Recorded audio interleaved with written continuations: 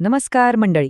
आज 11 मे 2026 आणि आज आपण एका अशा विषयावर बोलणार आहोत ज्याचा थेट संबंध आपल्या खिशाशी येतो. पेट्रोल आणि डिझेलचे दर. सध्या जागतिक बाजारात प्रचंड उलथापालट सुरू आहे. पण या सगळ्यात भारतातील इंधनाचे दर नक्की काय सांगतायत? चला, आकडेवारीच्या मदतीने अगदी सोप्या भाषेत हे समजून घेऊया. आजच्या ह्या विश्लेषणात आपण प्रामुख्याने 5 गोष्टींवर नजर टाकणार आहोत. सध्याचे इंधन दर, जागतिक अस्थिरता, स्थिरतेला असलेले काही अपवाद, दरांमधल्या तफावतीची नेमकी कारणं आणि सर्वात महत्त्वाचं, भविष्यात काय होणार. चला तर मग सुरू करूया. भाग 1. सध्याचे इंधन दर.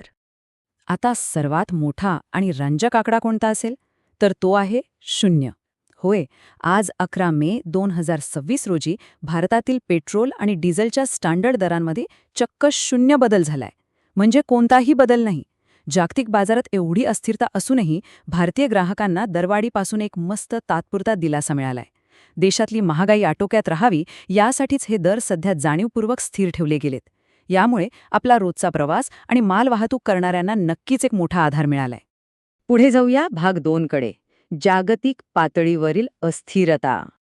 आता हे बघा, मध्य पूर्वेत सध्या जो काही संघर्ष सुरू आहे ना, त्यामुळे कच्च्या तेलाच्या म्हणजेच क्रूड ऑइलच्या किमती अक्षरशः वर खाली होत आहेत. इराण, इस्रायल आणि अमेरिकेतील तणावामुळे स्ट्रेट ऑफ हॉर्मुझ या अत्यंत महत्त्वाच्या सागरी मार्गावर मोठं सावट निर्माण झालंय. तुम्हाला माहिती आहे का?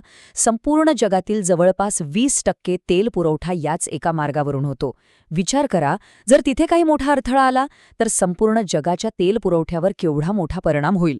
आणि म्हणूनच इथे 2 अगदी परस्पर विरोधी परिस्थिती पाहायला मिळतायत. एका बाजूला जागतिक स्तरावर कमालीची अस्थिरता आहे, तिकडच्या वादामुळे कच्च्या तेलाचे दर सतत हेलकावे खात आहेत, पण दुसऱ्या बाजूला आपल्या देशात मात्र एक आश्चर्यकारक स्थिरता राखण्यात आली आहे. महागाईच्या झळा सर्वसामान्यांना बसू नयेत यासाठीच हे दर स्थिर ठेवण्यात आले आहेत.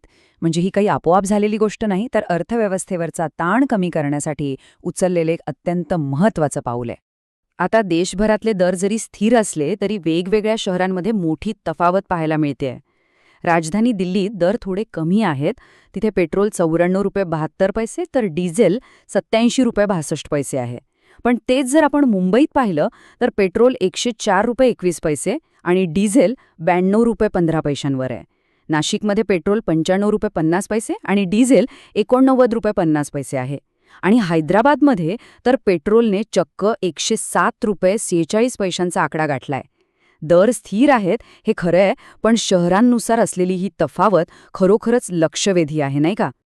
आता वळूया भाग 3 कडे. स्थिरतेला असलेले अपवाद. पेट्रोल डिझेलच्या बाबतीत घरगुती ग्राहकांना दिलासा मिळालाय हे नक्की, पण कमर्शियल क्षेत्राला मात्र याचा चांगलाच फटका बसलाय. 1 मे पासून 19 किलोच्या कमर्शियल LPG सिलेंडरचे दर वाढलेत.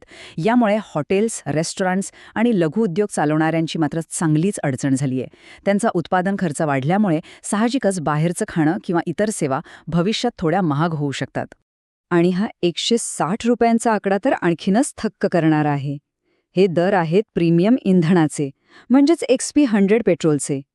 1 एप्रिललाच यामध्ये तब्बल 11 रुपयांची वाढ झाली आणि आता हे पेट्रोल 160 रुपये प्रति लिटरच्या घरात गेलंय.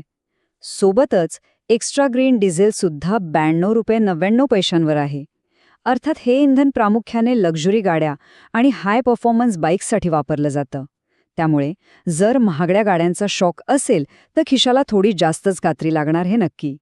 इथली सर्वात रंजक आणि महत्त्वाची गोष्ट म्हणजे सरकारी आणि खाजगी कंपन्यांच्या दरांमधला प्रचंड मोठा फरक.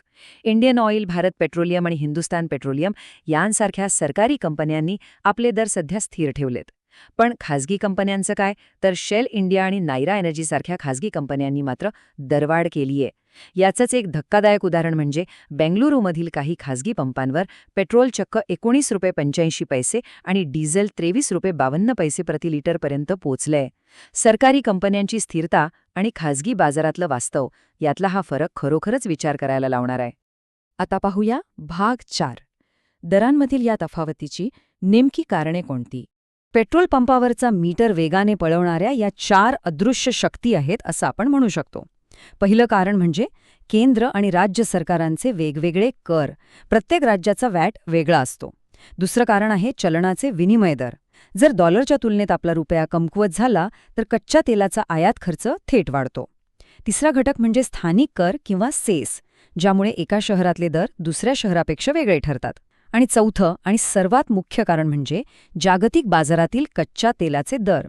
या सगळ्या गोष्टी एकत्र येतात आणि मग ठरतं की आपल्याला 1 लिटरसाठी नक्की किती पैसे मोजावे लागतील.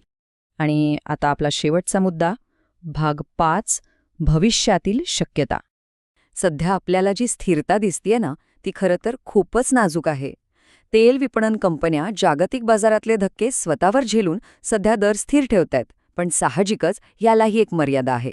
आंतरराष्ट्रीय बाजारात जर कच्च्या तेलाचे दर असेच भडकत राहिले आणि दुसरीकडे आपला रुपया आणखी कमकुवत झाला, तर या कंपन्यांना नाईलाजाने हा आर्थिक बोजा ग्राहकांवर टाकावाच लागेल. त्यामुळे आगामी काळात पेट्रोल आणि डिझेलच्या दरांमध्ये वाढ होणं हे जवळपास अटळ असू शकतं. त्यामुळे अशा अनिश्चित परिस्थितीत आपण नेहमीच सतर्क राहिलेलं बरं. रोज सकाळी बरोबर 6 वाजता इंधनाचे ताजे दर जाहीर होतात आणि ते घर बसल्या तपासणं अगदी सोपं आहे. तुम्हाला फक्त एक SMS करायचा आहे. इंडियन ऑइलचे ग्राहक RSP आणि स्पेस देऊन आपल्या शहराचा कोड 92249 92249 या क्रमांकावर पाठवू शकतात. भारत पेट्रोलियमचे दर जाणून घेण्यासाठी RSP टाईप करून 9223 112222 वर मेसेज करा.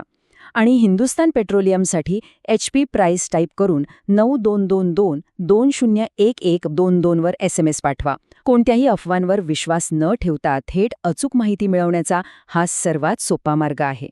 चला तर मग या संपूर्ण विश्लेषणाचा शेवट एका अत्यंत महत्त्वाच्या प्रश्नाने करूया. जागतिक स्तरावर क्रूड ऑइलचे दर सतत वाढतायत, रुपयाही कमकुवत होतोय, तर मग हा जो शून्य बदलाचा तात्पुरता दिलासा आज आपल्याला मिळतोय, तो आणखी किती काळ टिकेल? देशांतर्गत इंधन अर्थव्यवस्थेचं हे भविष्य सध्या तरी खूपच नाजूक आणि अनिश्चित दिसतंय. यावर सर्वांनी नक्कीच विचार करायला हवा. आजच्या या माहितीपूर्ण विश्लेषणात सहभागी झाल्याबद्दल खूप खूप धन्यवाद. लवकरच पुन्हा भेटूया अशाच एका महत्त्वाच्या विषयावर चर्चा करण्यासाठी.